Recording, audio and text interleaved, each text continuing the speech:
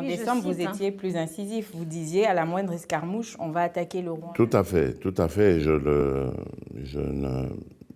ne le dément pas, mais j'ai quand même entendu raison. Vous savez, lorsque j'ai haussé le ton à ce niveau-là, les partenaires de mon pays sont venus me voir. Ils m'ont proposé justement ce schéma auquel je fais allusion.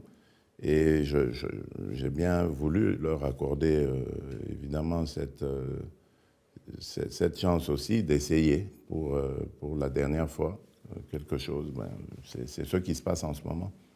Nous allons voir ce que ça va donner. C'est-à-dire que vous êtes toujours prêt, comme il a été convenu, à rencontrer Paul Kagame?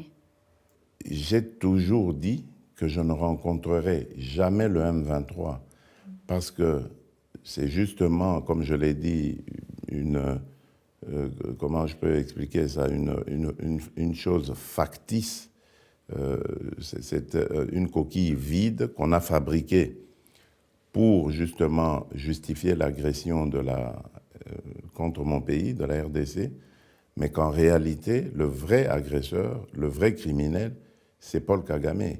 Et je veux le rencontrer non pas pour le supplier ou pour négocier quoi que ce soit avec lui, c'est pour lui demander et lui dire clairement, les yeux dans les yeux, que c'est un criminel, que ça suffit maintenant, son petit jeu est connu de tout le monde, ça suffit ce qu'il a fait à mon pays et à mon peuple, et qu'il est temps qu'il quitte le territoire, le sol de mon pays.